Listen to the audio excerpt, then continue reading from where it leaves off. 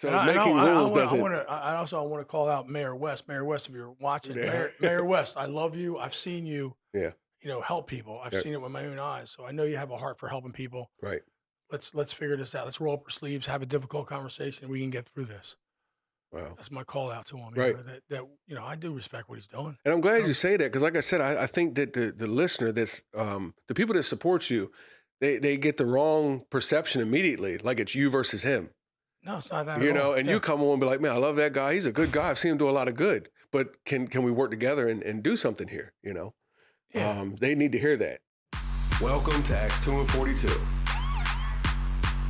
Real discussions, real opinions, real stories and testimonies, real church talk. Welcome to Acts 2and42.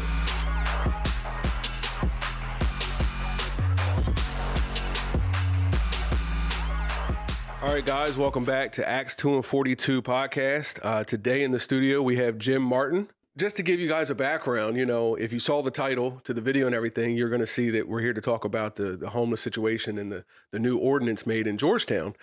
And Jim being I'm sure he's modest, but I will call him something maybe just shy of a superhero for the homeless. I don't know. Advocate is not a strong enough word. I think everyone that knows you knows the tremendous work you put in, the tremendous work and effort and the lives that you've changed. Talking before we went on the air, we were talking about just giving you that 5% love and, to get you going, to get you spun around some momentum in a positive direction. But nonetheless, so you being a person I see doing that in the community and if I'm not mistaken, an elder at Georgetown Presbyterian minister. Yeah, I served as an elder at Okay. Georgetown Presbyterian, and Georgetown Presbyterian has a huge heart for the homeless. Absolutely. That's where they have the shelter in Georgetown. Yeah. Yep. Now, but And now I brought some people there. Yes, exactly. Yeah, Yeah. that's right. I was there with you. Yeah. So I served a long time as the elder, but just recently I've been ordained as a pastor. Okay. Wow. So it's in conflict of interest with being an elder. So I had to resign from being an elder, and now I'm a pastor in my own right now. Okay. All right. Of Tap Faith Ministries. Well, I'll say I don't think there's any greater requirement than one you've already fulfilled to care for the flock, which is to care for the flock, to care for children of God. And for anyone that I want to get to some points of criticism, some critique or some different opinions. I love difficult conversation, by the way. I've been trolling all the conversations, seeing what people are saying. And some of them, they make decent points and there's always two sides of something. But just to be an advocate for Jim Martin for a second, I know I've sat down with you with someone that was seeking shelter, and you were very tough on them. Oh yeah, I'm tough as nails. Yeah. So I just wanted to say that this is not a guy that you have a heart for everyone. Like you said, I don't care how dirty you are, how filthy, is no one I turn away, but when I sit down and say, what do you need help with? There is a criteria. There are things that we're going to hold you responsible for. What are you actively doing in your life? Are you actively using? Because you can't use and be in one of these, in this shelter program, whatever the case may be.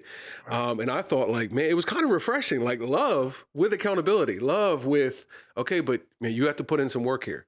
But I don't think the public knows that. I don't think I'm glad you mentioned you're just that. a bleeding heart, or whatever the case may be, whatever they would say. And they don't realize, like, behind the scenes when you're dealing with them, it's brotherly love. It's accountability. Like your brother is going to tell you, man, you got to get this done, man. You got to do what's right here. And it should be done on a one-on-one basis. Right. That way you're not embarrassing the person. Publicly chastising and right. You do it one-on-one, and that's what we're taught in the Bible is to do one-on-one. Yep. And man up. It's not to man up or woman up. Yeah. And I always say, like, I'm going to be pushing your buttons. Like when I'm in a private setting with someone, mm-hmm. I'm saying I'm going to start pushing your buttons now. And I know you're going to get angry, but this is how I see it. I'm like an umpire. I'm going to call the balls and strikes. Yep. And unfortunately, you're not throwing it over the plate right now at all. Right. So let's talk about that. So that's why I'm a little rough. Big Ray Perry, he's another guy that's an advocate like I am, and he's a wonderful guy like that. Amen Ministries, a meaningful existence now. Amen Ministries has a house over in North Orchard. His name's Big Ray. Okay. What a fantastic advocate he is because he's tough as nails. He has that tough as nails approach. Yeah. And I love Amen, a meaningful existence now. What that means is accountability right now. Let's try to fix things. And today you can start telling the truth about you, be transparent, and then with transparency comes accountability. Hmm. Okay.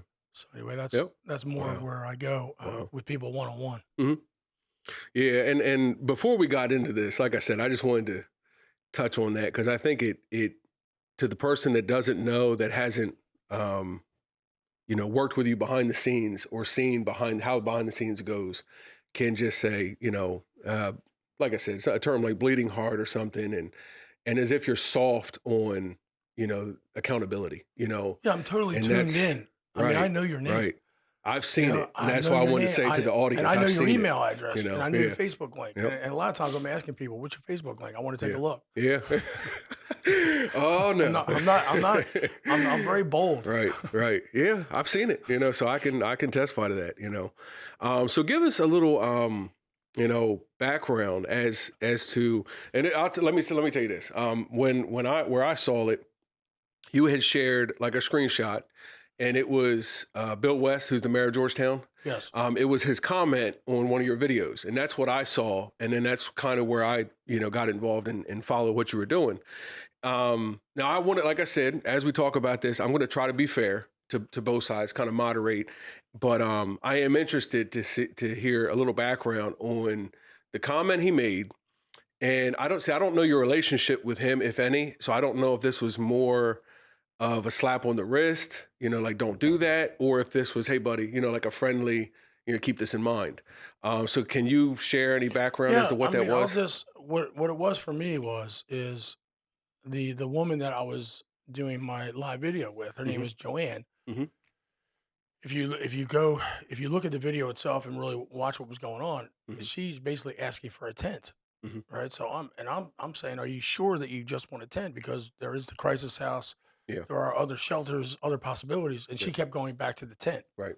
So Yeah. then, okay, well, that's what we're going to focus on. That's what Hmm. you want.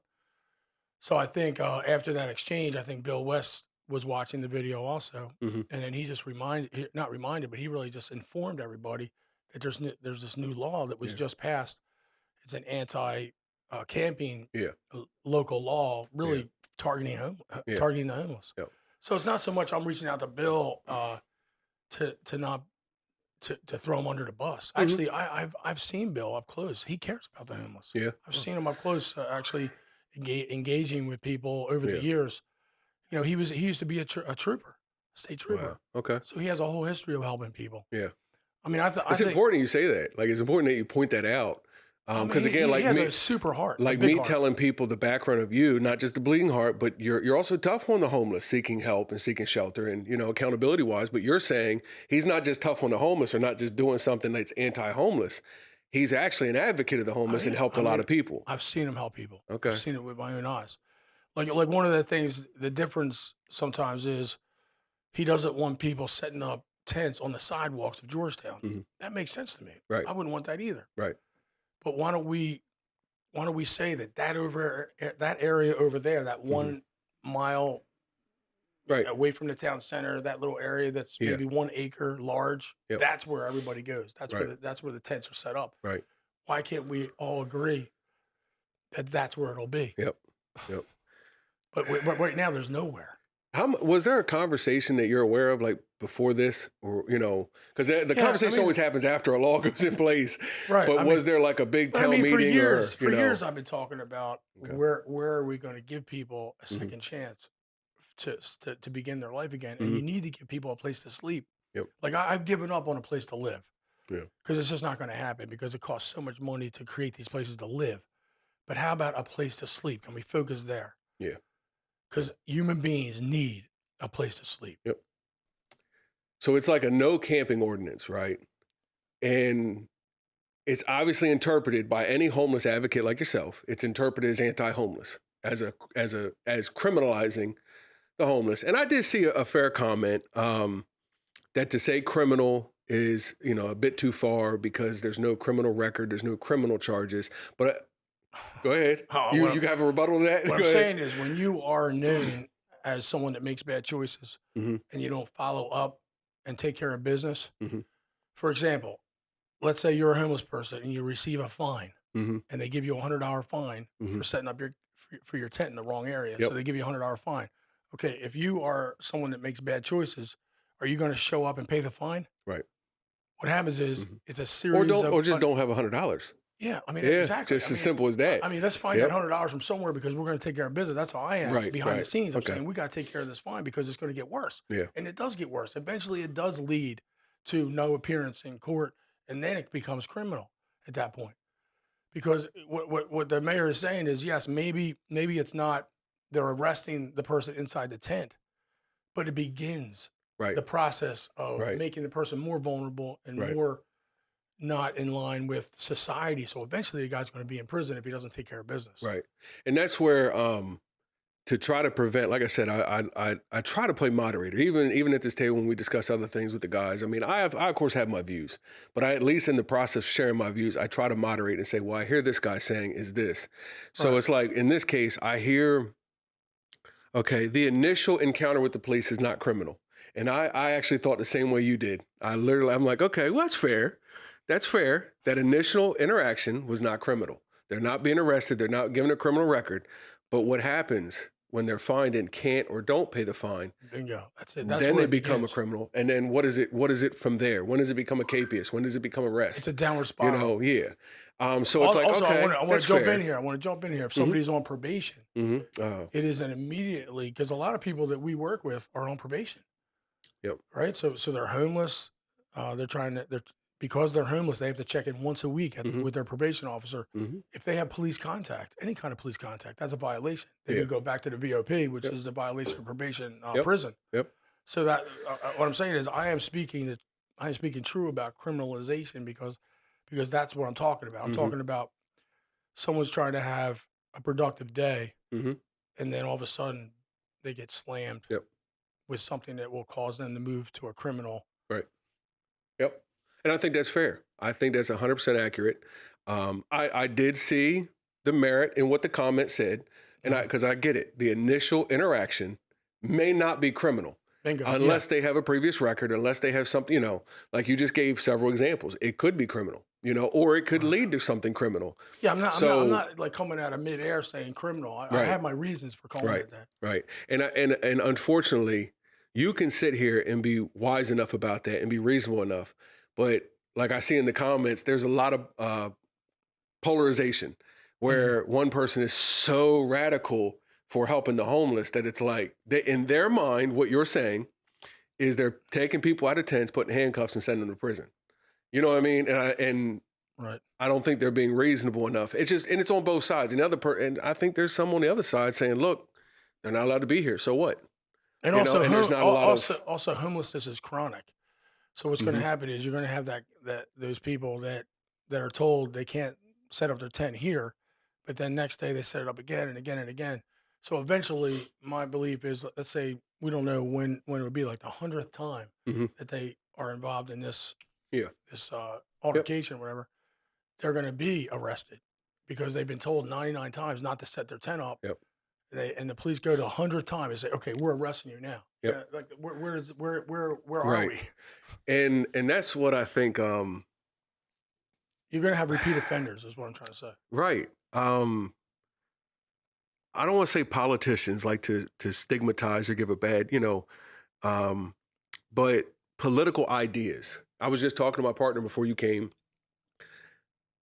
Something may seem right, but the real question is, what happens subsequently? This idea or this, and let's kind of shift and talk about the actual ordinance and what it's against, what it clarifies, speaks against this and against that.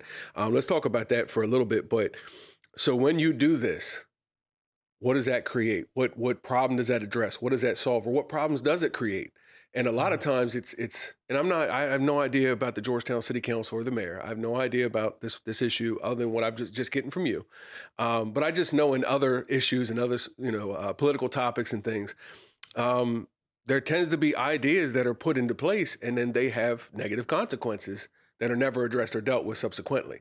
And I'm just wondering is if the city council and the mayor in this stage of this ordinance or even after the fact thought, so where do the homeless go?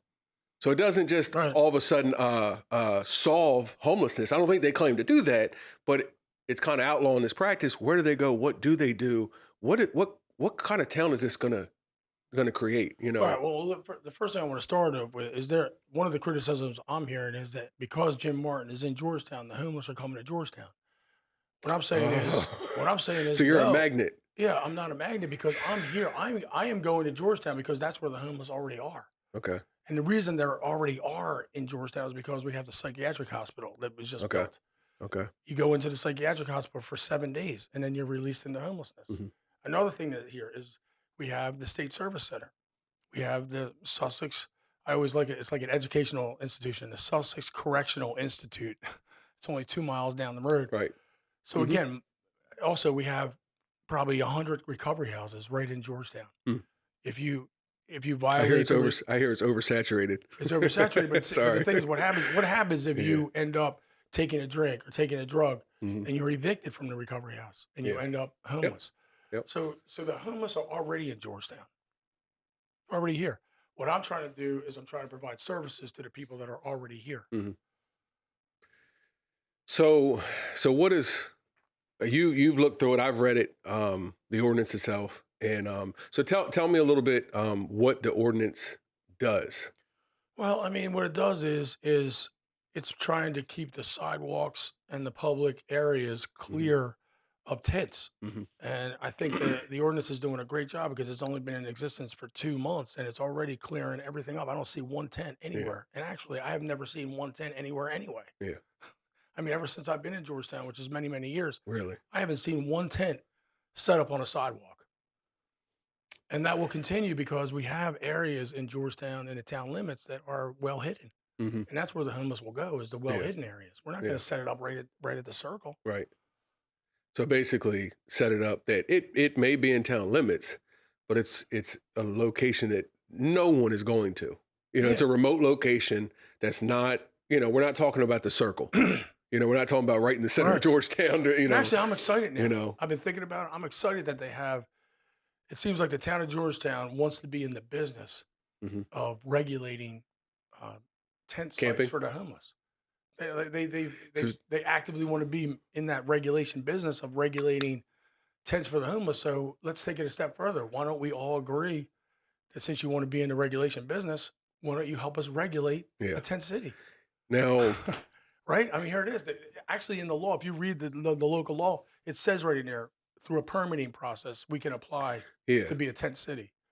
And all right. So, all right. There's so many thoughts going through my mind right now. I'm trying to organize. I mean, them I so we like the fact that stay they on want to track. regulate now, you know? Right. So It's a very optimistic way of looking at it, you know.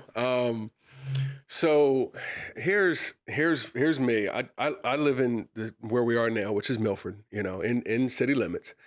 And so, you know, every once in a while, if I do something like my garden was past the back of my house, so I get a note on my door.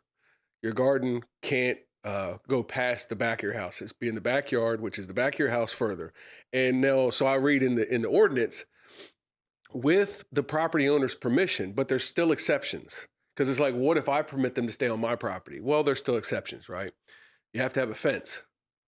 Yes, I know. And I saw that and I'm like, wait a minute. So, Yeah, for 3 days you can set up a tent for your family members. right. But there has to be and a they can fence, camp right? recreationally. It's recreational camping, by the way. Yeah. Like if you actually have a real homeless person, they're Yep. not allowed for these Right. 3 days. And I've camped in the backyard with my kids. So I'm glad to know, Right. like, even in Georgetown, if I lived there, Recreationally, I could take my kids out for an evening and have a backyard camp out. I don't know what the people of Georgetown want from their officials, you know, from their city council members and mayor. But if it was me, I would say, why? Why can't I set a tent up to camp for one or two nights without having a fence? And then maybe I'm reading it wrong. I don't know. But it's just little things like that. It's kind of like I think nitpicking. it's you know? overreaching. It's overreaching. Like And I get certain things, and I think that's to kind of. I don't think the overwhelming majority, whether it's Georgetown or any town, I don't really think they have the heart for the homeless as the average advocate. They're not. I mean, most people aren't out there advocating for the homeless. They'll give away some canned goods or some old sweatshirts or, you know, something like that from time to time. The majority of the people, but unfortunately, I think the majority of the people are more concerned with having the town that they want. You know, Right. and I have to say that I think if they're paying taxes and they're paying for all the things happening in the town, they've afforded some of that right. You know, And this Yeah, is I do want a to work with the people that right. are the responsible people in our Hmm. town because think about it, the help, where is the help coming from? It's Hmm. coming from the responsible people, Right. from the Yep. sheltered people, and they are providing resources and ideas and love and all that. That's how the problems are getting solved. Yep. You know, And and even so I don't the want to city I council, don't the want to mayor, I don't I want to mean, they can disenfranchise. be they can be movers and shakers to help get things done. And that's why, like, I think it's healthy to moderate, which you've done. I don't have to do that for you. You came in with a very rational and reasonable, approach. We're not trying to set up on the green or on the sidewalk. Um, but unfortunately, like I said, it can be polarizing, so people get very passionate, upset, and we like start seeing red. It's like Yeah, count to 10. Count to 10, by the way. If you see red, count to 10. okay, right, right. So any rational thought, any compromise, we're not hearing it. It's just all white noise, and we're just seeing red, and we just, man, the homeless, and that's great that you have the heart for that, but it's not. It's probably going to alienate you from the people you have to work with to get it done. Yeah, no, I And understand that. Yeah, I that's the tough understand part, and that's not what you're doing. Right. So the people that are man are on Team Jim Martin, which, man, you have a lot of fans. you have huge support. I don't know if you ever saw that for your life, but there is 1,000 people, easily. I could find 1,000 people on Facebook right now that love Jim Martin, swear by you. I think like every other caller on Dan Gaffney this morning mentioned, I know Jim Martin, I work with him, that's why I said, I mean, it's advocate is not the word, almost a heavyweight or a superhero, But I mean, I give it away. I mean, I try not to keep it for myself. I always give it Okay. away. Like an example, if I set up a sober recovery house, Mm-hmm. I give it away right away. Right. I mean, I tell the people moving in, you're important. I'm not Yep. important. You are. That's why people support you. Yeah, right, exactly. So It's you not get about more me. and more support because you're constantly doing what's right. But I hope they follow you in your rational, reasonable approach, and Yeah, don't I get do. blinded by passion. You Well, made it real clear. We don't want to set up on sidewalks. We're not telling our no. people set up on sidewalks, and it's basically out in no man's land, or it's somewhere safe, out of people's way. Where else are we supposed to go? And then, all right, so the city still wants to crack down on that, and you say back to the city, can you help us now that you're interested in regulating? Can you help us find a way Yeah, to do it that's a legally? positive way to look at it. Can we Yeah. do it legally with your Yeah. help? What do we do? I mean, let's envision the Father's house for just a second. Hmm. Okay. God the Father Hmm. has a place for everybody. Hmm. Okay. So I know that not everyone believes in God, Hmm. on earth. All right. Hmm. But Right. so my belief is everyone is a child of God Yeah. and everybody has a place. Yep. So what I'm asking the town of Georgetown is just give us a place. It Hmm. doesn't have to be outside Yeah. Citizens Bank on the Circle, Right. but there has to be a place within the town Right. because there's so much happening in the town Right. that the homeless are there. So what are we going to do? Just pretend that they don't exist? Is it So a matter that they don't want to? I mean, I think what it is, it's a knee jerk reaction to wanting to do something about the homeless visibility Hmm. because the homeless are more visible nowadays. Hmm. I don't know why that is, but I just know there's a lot of poverty and homelessness in the town of Georgetown. That even the chief of police would say that. Like he said he went away for 20 years and then came back to Georgetown. He says, "Wow, I can't believe how much drugs Yeah. and how much homelessness there is in the town that I grew up in." Hmm. That's Hughes, Yeah. the Okay. police chief. Okay. I mean, he was just making a comment about that. He was saying, "Wow, the homeless are visible." Hmm. So maybe it's a knee jerk response to we don't want the homeless in our town because it's making our town look bad. Hmm. I mean, I just know that when someone is homeless, a lot of times they want to be invisible on Hmm. purpose because they don't like a lot of the homelessness that I see nowadays is people living in their cars. Yeah. And Hmm. I wanted to hit that real quick because the new law, the It new includes ordinance cars. includes cars. Like Hmm. if you're allowed to sleep in your car Hmm. for 12 hours or less. If you If are you're drunk. if you're drunk, yeah, Yeah. you're right. Yeah, if you're drunk, then you can sleep it off. Yeah. If you're running from someone that's abusing you, then you can sleep in your car. But if you're homeless and you're using your car as a campsite, then you're not allowed to sleep in your car. So that's something that is, difficult for, for me to get my mind around that because most of the people that are sleeping in their cars are homeless. Yeah. Yep. And I remember meeting a gentleman at the Peer Center. He came in that day. I was there filming with you, and he came in, and it was so cold that night that he urinated on himself and didn't know it. Yeah, right. And Wow, he that had to go to the powerful, yeah. hospital. And you interviewed him, yeah. I Yeah. remember that. And man, he just cried. He just cried. Just he was so happy just to have somewhere to warm up and a cup of coffee. He was just like, man, thank you. Yeah, But that was it. yeah. So I just say that to say that, it's no one's this isn't a hobby. No one's excited about sleeping in their car. And it's actually sleeping in your car is still a very dangerous situation in the extreme cold that we experience during the winter. So obviously these people aren't doing this really by choice. It's by default. They have nowhere else to go. Yeah, I mean, my new thing now is I'm looking at the hourly wages, and what I'm saying now is I'm being pretty bold, but I'm saying if you make $21 an hour or less, Mm-hmm. then you get to sleep in your car. Mm-hmm.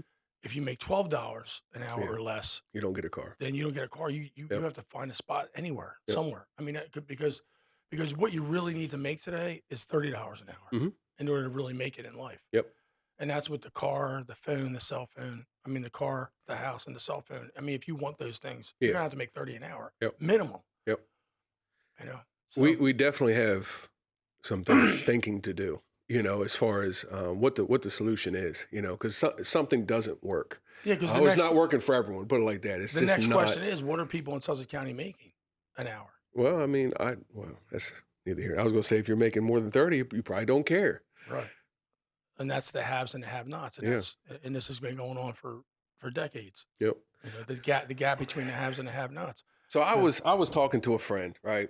And it's unfortunate. It's not to be cold-hearted or vain.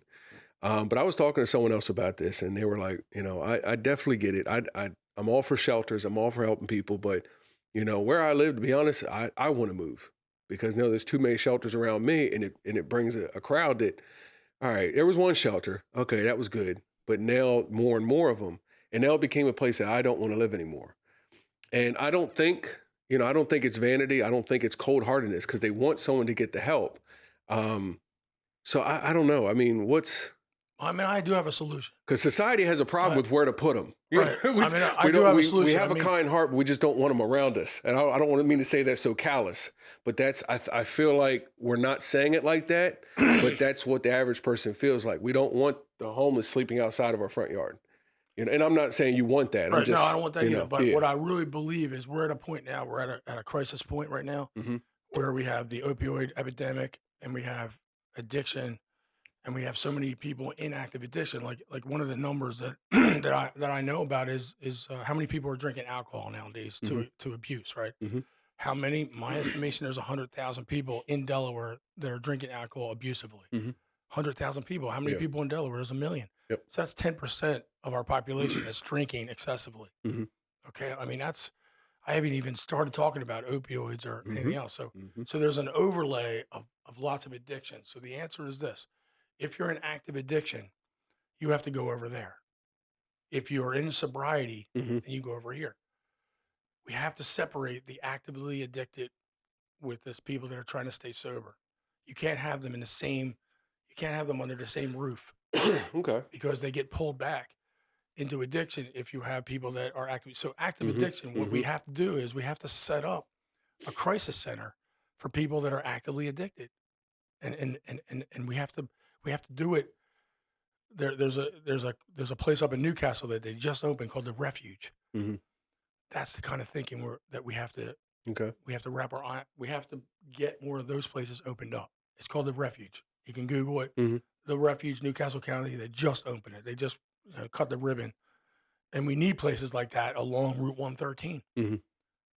And maybe visualize a white tent with the Yeah. Red Cross symbol on there, saying this is where you go if you're in a crisis, because the emergency rooms are there too. But again, this is about addiction. Mhm.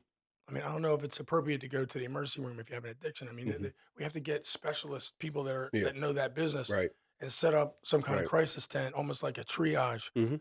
around what's needed for people actively addicted. Does that make sense? Absolutely. I'm trying to think with the mind of maybe the naysayer, any opposition to that, and I'm not qualified. I'm not qualified to understand all the things that would be affected, right? And by the way, that can be in the middle of nowhere. By the way, that kind of Well, place. here's what I'm thinking. It's in the middle of nowhere, but whose nowhere was it? Whose land was it? Right. What developer is trying to do X, Y, Z with it? And not that it's, I don't like making, I don't want to say corporate interest, but business. Someone doing business isn't necessarily nefarious or malicious or evil. But they had business plans for that area. They were going to make this, or they had, some kind of commerce that was going to be generated, Right. or it's someone else's land and they don't want to do that. There's all kinds of obstacles that I know the politicians, the city council, all these people are going to have to worry about. Well, where do we put it? How And then about, what how do we do about with that somewhere area? between Millsboro and And then- Georgetown? Somewhere. No, I know what you're saying. But let's work together we have to on the decide. somewhere. But I to kind of answer the argument I'm presenting, I think the problem is, I don't know that there's a solution, meaning it solves everything without making someone unhappy. It's probably going to hurt business, but I don't know how much the opiate crisis affects business, or how much that we all want to do something about it, because there's a massive problem going on, and it's I guess it's being discussed, but it's an emergency. It's a massive issue. I've lost people, personally. And I don't know. It's like we have to do something. I will say that. It's like, all right, well, whose land is it going to be? I can see objections for, we can't do it here because of that. And if we do it here, well, that was going to happen. That's going to affect our taxes for next year and, the income for the state or whatever the case may be. There's politics involved. There's business involved, which complicates things. But at some point, you have to beg either the corporations, the business people, the politicians, whoever is objecting to this. We have to do something somewhere. Can you work with us to do something somewhere so that this doesn't hurt our children any longer? Our mothers, our fathers, our sisters, our brothers, our children. Can we try to do something? And I know it sounds great, but we need that help. I like to talk in like pilot programs are easier to approve. So let's just call it a pilot program and try something, and then try something until we find something that works. But the thing is that the thing that we're not doing is we're not trying things. We have to try things. We're so afraid to try things. We have to start somewhere. Yeah. So let's try a Red Cross white tent kind of thing, and tell the active addicts to go there and get help. And it's an engagement area. Yeah. It's that first step into recovery, because that's really what's missing out there is where do people go for that first step? Yeah. And we have to what's bad is a lot of people, like I'm familiar with the people lobbying to legalize marijuana in Delaware. And what's sad is you can't advocate to legalize something based on merit, based on actual medicine or information, study, what's right, what's wrong. It has to be because it'll prosper. There's a tax that the government will benefit from. And it's crazy. Like, they knew that that's how they had to package it. Like, look, if you put it in stores, you can tax it. That's revenue for the state, Right. It's bad. There has to be a financial component. And I think that might be what it boils down to, is that this doesn't have a taxable mechanism, something that the state can generate income off of. Or maybe that's the solution. A way to find it is to find a way to, I don't know. I'm just, talking about another issue of trying to get. My argument is if we don't do something, then it's going to cost us down the road in other ways, like healthcare costs, prison costs. Because if the people are still out there struggling with addiction, they're going to cost us in other ways that we don't see right now. It's hard to quantify something that you're not seeing. Yep. But it'll be there. It'll be the invisible costs of not doing something. So with this issue, it brought up the topic of tiny homes again. Yeah. And I know you've been an advocate for that. You've been pushing for that. Even I remember Victory in Church in Dover went through hell, by the public and by their city council and everything, trying to do that. I don't know if they're still working on that. Yeah, Sue Howers is still working on it. Yeah. Okay. Well, What resources are lacking? What's missing? I think what it is there's no zoning how do I say this? There's nothing in the municipal planning code that allows for tiny homes. Why so not? you have to create. Why not? Yeah. So we have to create zoning, and that has to happen through our elected officials. Yeah. They have to create a new zoning chapter, like a new chapter called extremely affordable housing. Like they have affordable housing, that's already something that's allowed in our zoning. But now they have to step it up a few notches and call it extremely affordable housing. And we're talking about how much would the rent be per month? $100 a month. That's where it has to be because of people making low wages Yeah. Yep. and people that are on disability. That's where, I mean, people can afford $100, $200 a month, but once you start getting past that point, Yeah. because the incomes are $700 a month for people that are Mhm. homeless, let's say. Mhm. So you have to make it work on their $700 a month Right. income. Right. So I'm thinking $100 to $200. Yeah. We have to be creative and we have to think outside the box, and we have to realize that small is not bad. Mhm. Small is good in a way. And also if we have lots of small places like that, then we could build a community Mhm. with the people that are there. And it's all about connection and connecting with others. And we could have a huge community room and huge bathroom area or whatever. Yeah. But where they sleep is small. Yeah. Is it Uh, is it is this an idea that's supported? I think so. I mean, Yeah. there. Because it just seems to me. Again, It makes I don't know what sense. people are saying about it. Like the movers and shakers, the people that can actually do this. But if it's a matter of zoning, like I said, all right, well, change the zoning, or make a new zoning. Right. Like deal with it. And I feel like if you liked the idea and thought it was a viable option, then you would do something to do it. Jim Martin isn't necessarily going to change the zoning, but Right. are there anyone that's working with you or willing to work with you Yeah, I mean, there's for these two. things? Yeah, John Riley and Doug Hudson are two new council people Okay. that were elected on the Sussex County Council. Okay. So starting tomorrow, the timing's kind of good. The timing is tomorrow. The conversation begins. Okay. I'm going to go to the council meeting tomorrow, and I'm going to start my conversation with them. Yeah. Okay. So I'm it's looking forward beginning. to hearing how Yeah, that I'll be goes. there Yeah. tomorrow around noon, Okay. and I'll be talking to there's 5 council people at Sussex County, and then there's also the planning council, the planning commission. Mhm.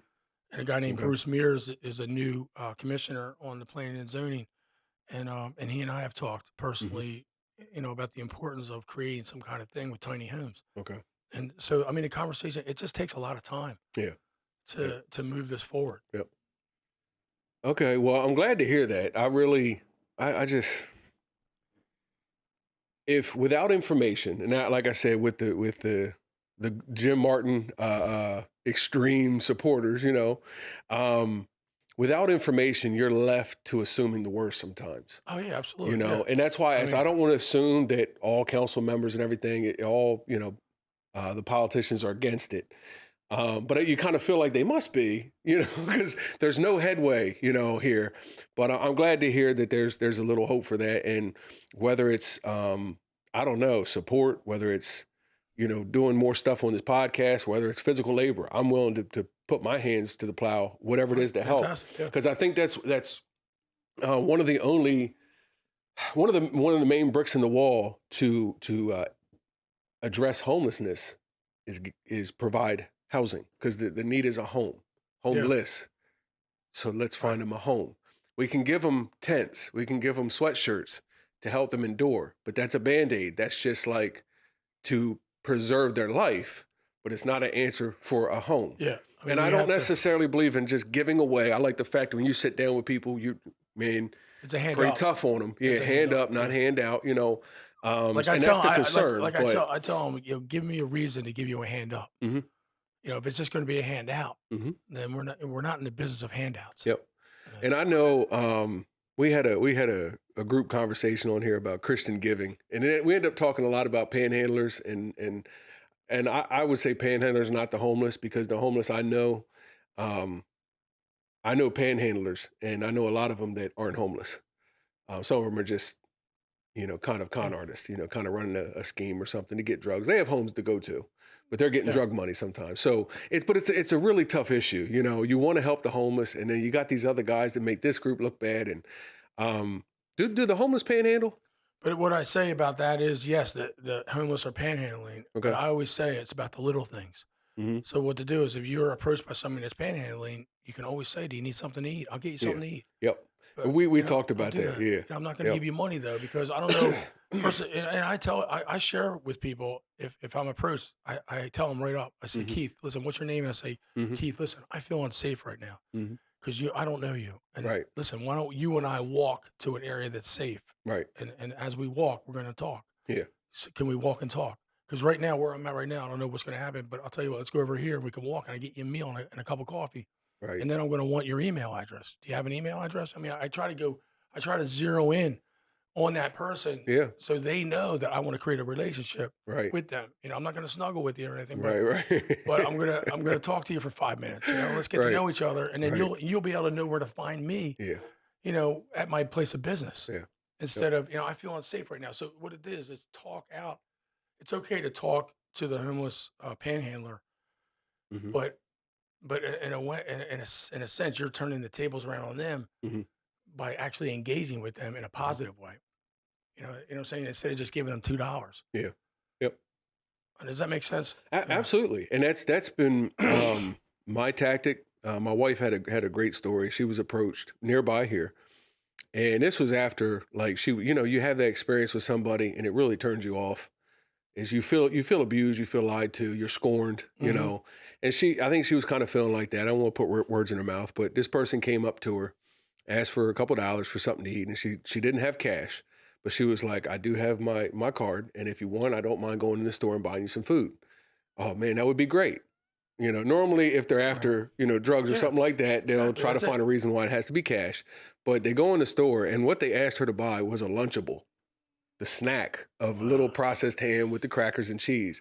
And she felt like that was like such a humble thing to ask for. Right. She's like, look, she handed him, and I don't mean to brag for my wife, but she handed him a book bag and said, go fill this up with real food. I'll get the book bag and get the real food, and then and I only said it to say, you'll be surprised when they surprise you and really they just wanted food, to the point Right. where your heart will just be turned to just, I'll buy you a bunch of food you didn't even ask I'll for. buy you a house. Right. I'm I'll do I'm anything for you impressed. now because Right. man, that, and so that's a good, Yeah, once that's a you good realize, experience, once you realize it's a true hand up, I mean, Yeah.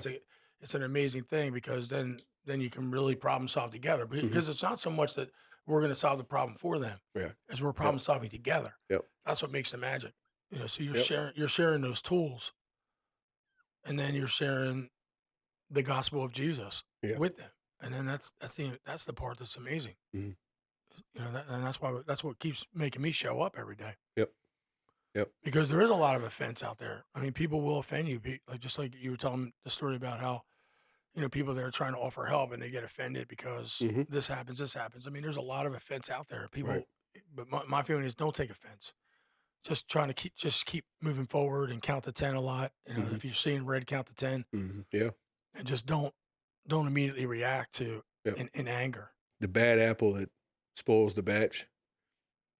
We can't let the bad experience turn us away from helping people. We can't let the bad experience turn us away from doing what is right, doing what the Lord Himself did do and would do. You Yeah, like know? it's easy to love people that are loving us back, Right. but what about loving the people that are unlovable? Right. Right. So That's how He said that they'll know that you're of God because you love that group of people that no one loves. yeah, you love your haters. So You know, yeah. you love Yeah. people that are causing lots of Yep. trouble. Yep. And one of the things that I'm reminded of a lot is Jesus was asked a question one time. You know, what's the most important commandment? Hmm. And he summed it up really nicely. He said, "Love God and love others." Yep. And one of the things is if you love God first, Hmm. this is what I believe. If you love God first, then you'll love others the best. And what is the Mhm. best? That's the arguments that we have is how do we love people the best? Mhm. And I believe that we start with accepting them and Mhm. bringing them into our group Mhm. and giving them a chance to kind of mess up, and then we can redirect and we can work with them. And life is messy, and we might have to hold them accountable, and Mhm. and we might have a difficult conversation, and they might hate us for a little while, but that's all okay because it's Yep. all part of the process of Right. loving them the best. Right. You know, Yep. we could love them just for the sake of loving them, but how do you really love someone the best? Mhm. We're gonna have that. You and I will just have a conversation back and forth about how to do that, Right. and that's okay. Yep. The best teacher is experience.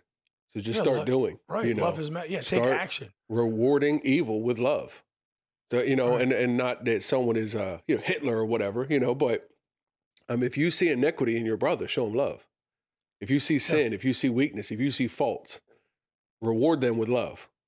And I think it was Abraham Lincoln. I like going outside the Bible, just Mhm. to talk common sense sometimes, Yeah. non-biblical, godly, perfect things, Mhm.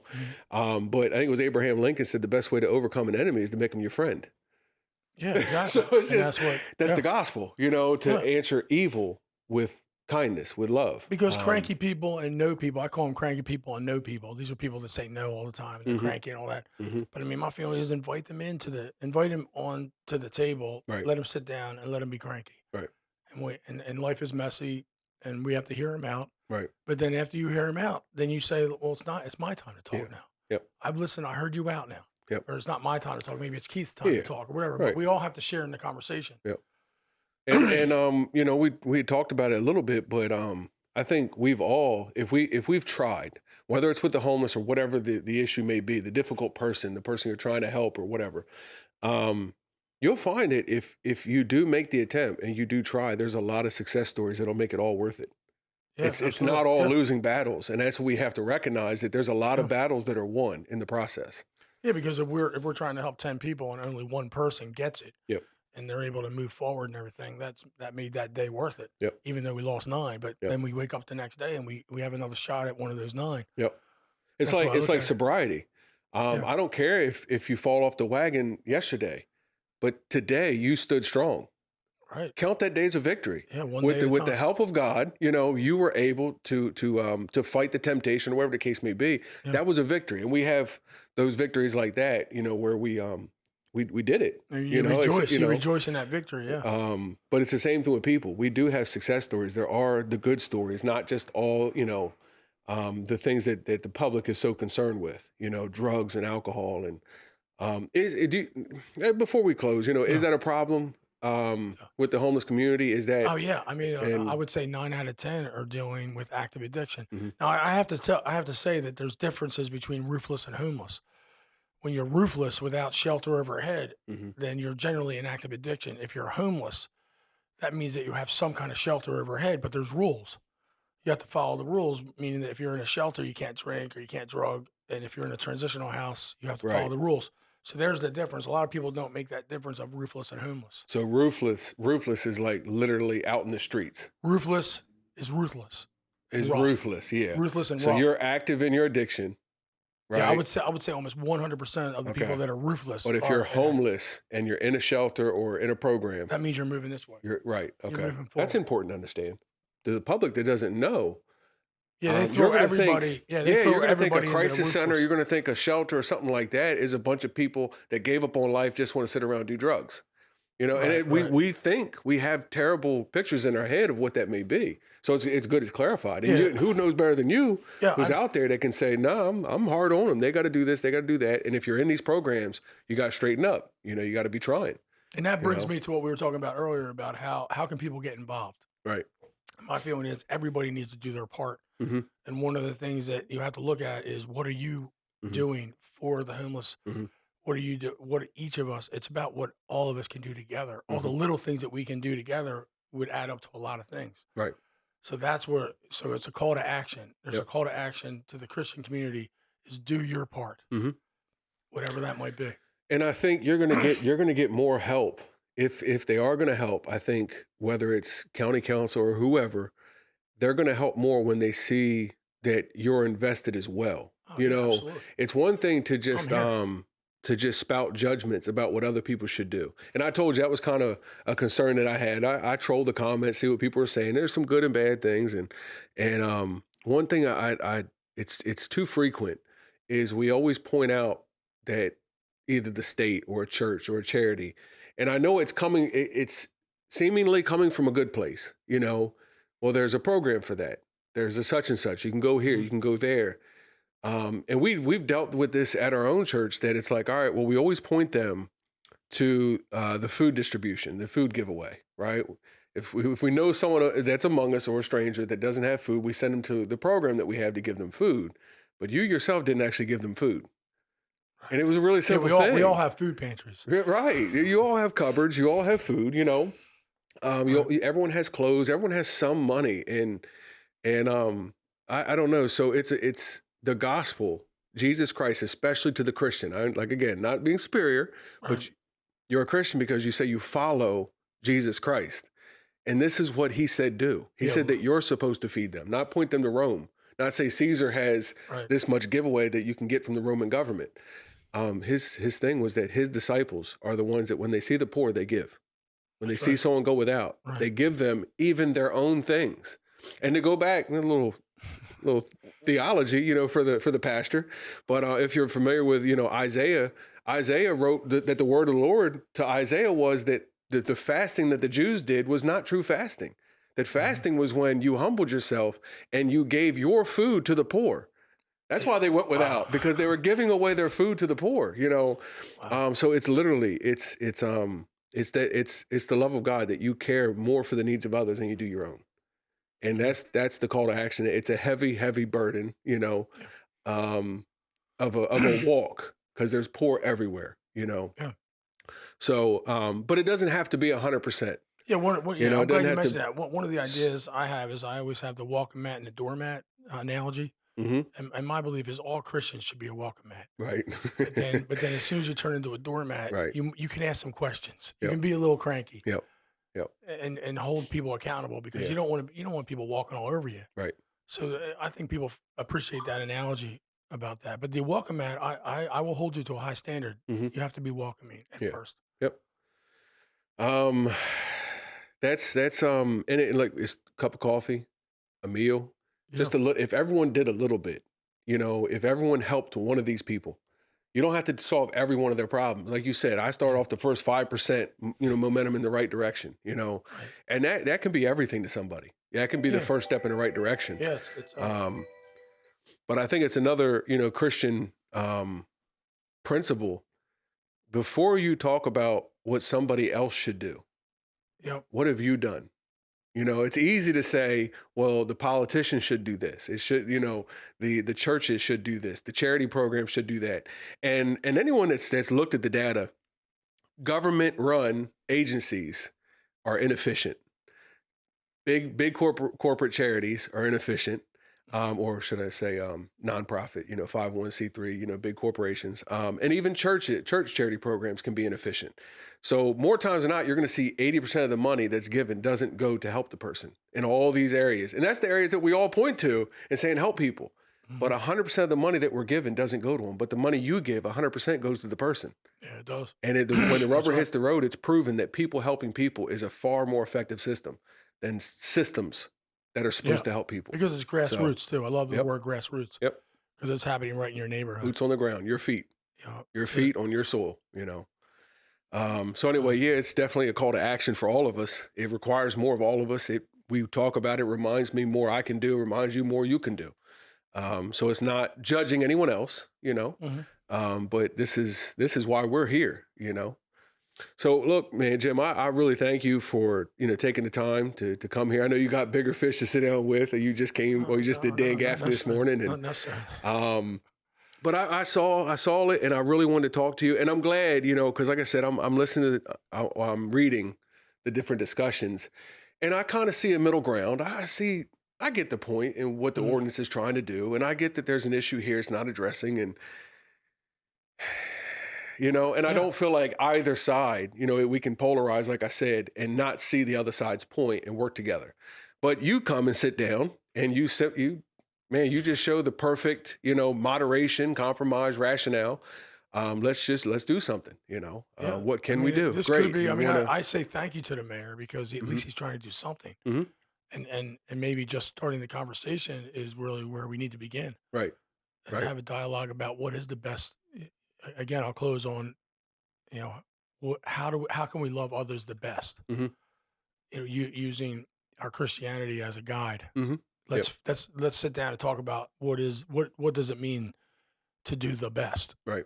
and we'll figure it out what's best for it. Yep. Because really, we have to love the people that are regular citizens. Mhm. We have to love them too. Yep.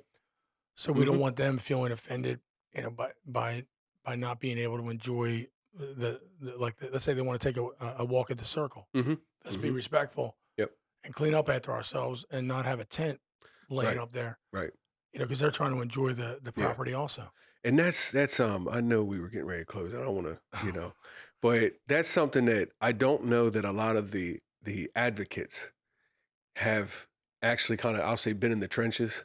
But as you know, like, I think the early days when I met you, we actually went out to the woods, to the Yeah. different places that we knew they were, to give them some of the supplies that they needed just to show them love. Yeah. What do you guys need? Give you this, give you that.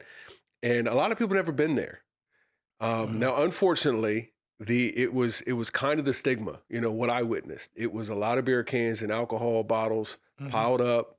Yep. Yeah, I didn't walk into a Boy Scout camp. Had I walked into a Boy Scout camp, there probably would have been no judgments, right?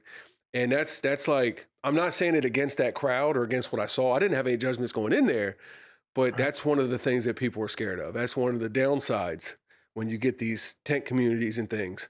Um, that they're reasonable issues that Yeah. the public has. I saw it and I'm like, well, that's not good. Yeah. We It's define ruthless. What does it's ruthless mean? right. Exactly. Right. So I Yep. mean, So that's perfect. You I gave perfect answers to all of it. yeah. I mean, well, You I'm know? trying to move people to homeless, which is a hmm better place. Yep. Ruthless is you're out there, Right. and but again, we have to decide where to put them. hmm Let's because we don't want them just to die. Yep. We And want to engage with I don't think this them. ordinance was trying to solve homelessness and anything like. No one's claiming that, but it obviously doesn't. No one's Yeah. claiming it, but it doesn't. So the problem still exists, even if you outlaw. Man, they outlawed alcohol. It didn't go anywhere. Yeah. And Yeah. I'm not. Exactly. And So making rules doesn't. I also want to call out Mayor West. Mayor West, if you're watching, Uh huh. I'm looking at you right now, Yeah, wherever you're yeah. looking. Right here. You look there. Mayor West, I love you. I've seen you, Yeah. help people. I've Yep. seen it with my own eyes. So I know you have a heart for helping people. Right. Let's figure this out. Let's roll up our sleeves, have a difficult conversation. We can get through this. Wow. That's my call out to him. Right. I do respect what he's doing. And I'm glad Um, you say that because, like I said, I think that the listener, that's the people that support you, they get the wrong perception immediately, like it's you versus him. no, it's not that at all. And Yeah. you come on and be like, man, I love that guy. He's a good guy. I've seen him do a lot of good. But can we work together and do something here? Yeah. They need to hear that. Yeah. Let's figure it out Yeah. because we're all. I mean, my hope is that we have a town of Georgetown that's known for our love. hmm Like Georgetown, that's a like Philadelphia is the hmm city of brotherly love. Right. Why can't the town of Georgetown be known as an inclusive community hmm where we care for we care for the poor. We do a really good job because really, I mean, maybe I should close with this: is how do you judge a community? How do you take care of your most vulnerable? hmm Do you leave them out in the cold, or do you bring them in where it's warm? hmm Yep. I think that's our defining moment is are we trying to help everyone Yeah. and Yep. at least giving people a chance? Yep. I think you're So right. And it's going to take doing something new. And I think we need to, you said they're scared to try new things. And if you ever look at the success stories, it's they did something different. They did something new that hadn't been done before. yeah, And it was kind of revolutionary and it was a solution. It solved the problem. Um, and there's many different places in this country and other countries doing very radical things, doing new ideas to solve homelessness and drug problems and things. It's going to take outside the box thinking and trying a new approach. Hopefully the listener, I would love feedback. God knows that anyone following you is always commenting, always has ideas, always has, inspiration and people to call on and resources. And so, yeah, it's I guess, a call to action that just whether it's input in the conversation, feedback, to let us know we're on the right track. Let us know, it's just anything going forward is helpful. mhm, Um, to reach out to, myself and to Jim and let us know what you thought about this. Let us know what resources, again, if you want to put your hands to the plow and say, where can I help? Or this is what I can do, or this is who I know. Um, I don't know. What do they say? It takes a village, so yeah, it's going to take many people. And my appeal, like I said, wanting to kind of moderate, my appeal is the fact that we're going to have to work together. So I can't just label, Mayor Bill West as the enemy, as the bad guy. And you came mhm, in and said, no, he's a nice guy. He does good things, I just want to work with him. And unfortunately, we get pushed in our factions, and it's us versus them. And us versus them gets nothing done. So we right, just want to right. I remind don't know. people of that and I don't know, just be open to working together going forward. And man, Jim, I can't thank you enough for making the time. I'll get this out to people just as soon as I can, let you know. Sounds good. But we're definitely going to have you back because it's going to be an ongoing conversation. It's going to be there's so many other issues. I mean, that We I could. mean, you got 2 more mics here, so Right. maybe, I can see Mayor Bill West and maybe one of the council people. That's what my partner said. I said, I don't think they'd come to a shabby place like this, but no, I mean, we'll put this out, and if they want to, I mean, like you said, there's 2 more mics here. Love to facilitate the conversation of what needs to be done, what each party looks for from the other. But again, to moderate and to work together and have an honest discussion about, the issues, Yeah. So, right, but Keith. yeah, maybe you're the man to put that together, But like I said, we'll put this out and see where it goes. But you personally, we've touched on so many things, little kernels of themselves that could kind of be unpacked just by itself, and talked about in depth. So, as schedule allows, I'll probably reach out and see if we can get you back in here and talk about it. But man, you've touched on a lot of things, and very well-rounded approach, very well-rounded philosophy and approach to dealing with the homeless as a Christian. Just great. I really appreciate your time. Yeah, I'm very dedicated too, by the way. So if anybody wants to team up with me, I'm not going anywhere. Yeah. I'm easy to find. If you go to the circle and just shout my name, I'll Right. probably hear it. So he's over there. He's down the street. Yeah. Easy guy to find. We have a free bread. We have a free bread sign outside our place. Yeah. So if you're driving through Georgetown and you're near McGee Motors and you're heading towards the circle, Yep. there's a sign that says free bread right outside. So that's where we're at. Okay. How about Facebook? Is it Facebook God Goes Digital? Is Helping Homeless. Helping Homeless? Is my Okay. Facebook. So Helping Homeless. Okay. Facebook.com/Helping Homeless. Okay. And right. people can friend me to follow me too. I'm maxed out on friends, but if you hit the friend thing, it'll automatically put you on follow. Right. And then God Goes Digital. I told you got supporters. Maxed out on friends. Yeah. And God Goes Digital is there too if you want to like that page. Yeah. And follow along. But I'm easy to follow. And plus, I'm telling people now that we have mutual friends. Almost everybody I meet now, we have like 20 mutual friends. Yeah. Because Delaware is a small state. Yep. Everybody knows everybody. Everybody knows each other. Yeah. So we're 20, every one of us has 20 mutual friends. Right. Close, So that's a good way to close too. Delaware, we can figure this out. Right. And why don't we be an example for other states that the first state to figure it out. The first state, one of the smallest states. Right. We can deal with some of these social issues that we're having. Yep. And do out of the box thinking. Yep. And I'm all for it. We'll keep in touch, see what goes from here. Sounds good. Thank you for your time. Thank you for listening, for watching wherever you see us. Acts2and42.com for more Christian discussions, different topics. If you're listening, you can watch on YouTube, and we're on iTunes, we're on Spotify, and Podbean, which is a podcast app. But other than that, thanks for listening and watching. This is Acts2and42. Thank you.